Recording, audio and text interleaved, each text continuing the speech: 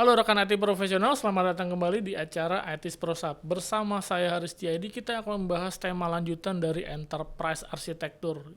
Kita akan membahas, ya ini adalah part yang kedua nih teman-teman para IT profesional. Nah, kita akan melanjutkan apa saja sih yang ada di Enterprise Architecture itu yang bisa membuat teman-teman IT profesional itu juga sukses nih di divisinya gitu ya. Nah, ada yang namanya business model diagram. Nah, business model diagram ini apa sih? Nah, business model diagram ini adalah sebuah diagram ataupun sebuah gambar yang menyatakan atau menjelaskan tentang bagaimana sebuah bisnis itu bisa menciptakan sebuah keuntungan. Nah, di sana ada market segmentasi, ada partnership, ada value, ada revenue, dan juga ada cost. Nah, bagaimana perusahaan bisa menciptakan sebuah keuntungan? Nah, di situ adalah bisnis model. Nah, bisnis model itu kenapa sih penting banget buat para IT profesional nih? Nah, yang pertama, bisnis model itu ada yang namanya current state atau satu kondisi di mana bisnis itu sedang berjalan. Jadi current state, kondisi saat ini gitu ya. Nah, terus kemudian di dalam architecture vision itu juga ada namanya business model future state atau kondisi di mana para stakeholder menginginkan sebuah perubahan terhadap bisnisnya gitu. Yang pertama contohnya misalnya seperti ini teman-teman. Di dalam sebuah delivery ataupun misalnya katakanlah channel.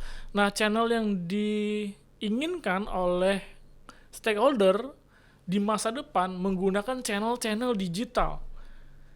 Gitu ya. Berarti teman-teman di IT Pro nih bisa mengembangkan ataupun bisa mulai mengembangkan bersama tim marketing gitu ya, mengembangkan channel-channel digital. Bagaimana channel-channel digital itu akan terwujud oleh tim IT Pro nih gitu ya. Nah, tim-tim IT Pro ini atau tim-timnya divisi IT ini bisa mewujudkan channel digital itu. Nah, saya mau tanya nih sama teman-teman, kalau channel itu terwujud, berarti nilai plus dong buat teman-teman IT profesional gitu ya. Nah, penting nggak menurut teman-teman sebuah bisnis model diagram itu? Penting ya? Setuju ya? Nah, ada lagi dalam architecture vision yang namanya adalah business capability. Nah, business capability ini apa sih? Nah, business capability ini adalah sebuah table atau informasi di mana perusahaan memiliki kemampuan apa di situ kelihatan semua. Nah, ada yang kemampuan yang sudah dimiliki, ada yang belum. Gitu ya, teman-teman. Nah, kalau semua capability itu dicatat semua, terus kemudian ada yang belum dimiliki, maka teman-teman IT profesional bertugas untuk mewujudkan capability itu. Sebagai contoh begini misalnya, ada salah satu capability yang mungkin IT Pro atau divisi IT ini harus wujudkan. Contohnya seperti apa? Misalnya adalah business analyst atau data scientist. Gitu ya. Nah, dalam bisnis proses gitu ya, yang dibutuhkan adalah kapasitas atau capability tentang data scientist, maka teman-teman IT Pro atau divisi IT ini untuk mewujudkan itu bagaimana langkahnya? Berarti teman-teman perlu untuk mendevelop sebuah divisi tentang data scientist. Nah, kapasitas dan kapabilitas itu dibutuhkan karena itu sudah di statement oleh stakeholder, kita butuh seorang data scientist. Gitu ya. Nah, maka teman-teman mendapatkan full support nih atau dukungan penuh dari stakeholder untuk mewujudkan yang namanya data scientist. Jadi kalau teman-teman berinvestasi terhadap data scientist, ya pasti didukung karena Pak ini program yang sudah disetujui atau ini adalah program yang Bapak inginkan terhadap kondisi perusahaan di masa yang akan datang. Nah, penting nggak tuh teman-teman melihat sebuah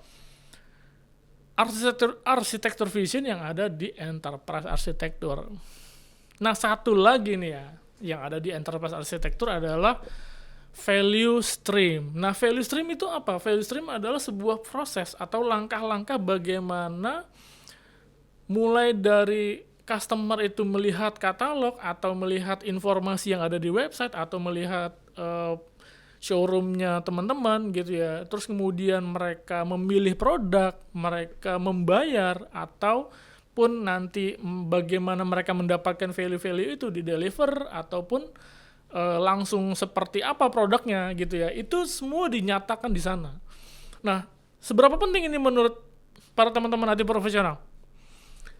Nah, kalau teman-teman mendevelop aplikasi, misalnya contoh stakeholder bilang, tolong dong buatkan aplikasi dari awal gitu ya, end to end, dari awal customer melihat sampai customer terkirim gitu loh.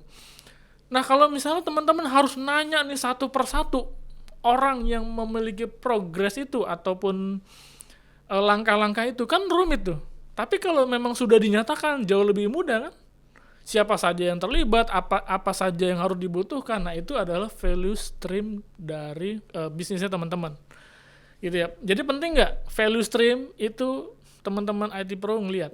Penting ya, gitu ya. Nah, banyak banget kan manfaatnya enterprise architect buat teman-teman IT Pro. Tapi pertanyaannya adalah mengapa sebetulnya teman-teman IT Pro tuh butuh, tetapi mungkin nggak merasa butuh karena mungkin belum melihat ya seperti apa sih enterprise arsitektur itu. Nah, kita sudah lihat dong di sana ada business model, ada value stream, ada capability. Nah, semua itu adalah informasi yang sangat penting buat rekan-rekan atau teman-teman IT profesional dalam hal mengembangkan ataupun karirnya teman-teman nih, suksesnya seperti apa ya, itu dengan melihat sebuah visi yang ada di organisasi.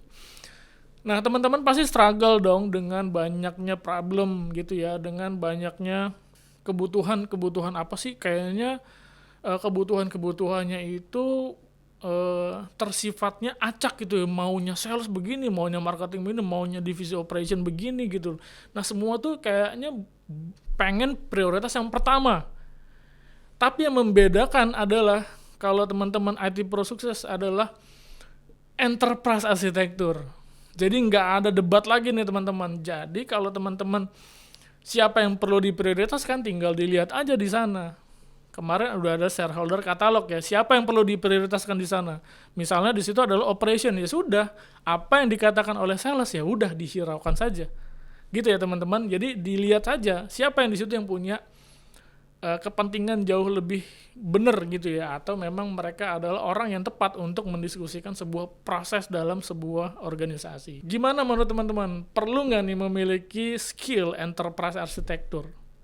Ataupun teman-teman perlu nggak sih punya enterprise arsitektur? Nah, semua informasi itu ya teman-teman, dari informasi yang paling banyak itu bisa dibuat ataupun teman-teman bisa membuatnya dengan memiliki keahlian yang namanya membuat enterprise arsitektur. Nah, dengan cara apa? Dengan cara teman-teman mempelajari salah satu framework untuk membuat enterprise arsitektur, yaitu dengan salah satu frameworknya adalah TOGAF ya. TOGAF yang sekarang adalah versi yang ke-10 gitu ya. Nah, versi yang terakhir ini memungkinkan teman-teman nih dari organisasi besar atau organisasi kecil bisa memulai enterprise arsitektur itu dengan lebih mudah. Nah, lebih mudahnya seperti apa? Ada di kelas kami di Digital Transformation Acceleration Class yang teman-teman bisa ikutin, yaitu Building Enterprise Architecture with TOGAF 10 gitu ya. Nah, sampai di situ ya teman-teman informasi saya pada part yang kedua Enterprise Architecture ini. Kita akan kembali ke ITIS ProSub selanjutnya bersama saya Haris Tiadi, ITIS ProSub Certified Competent Successful.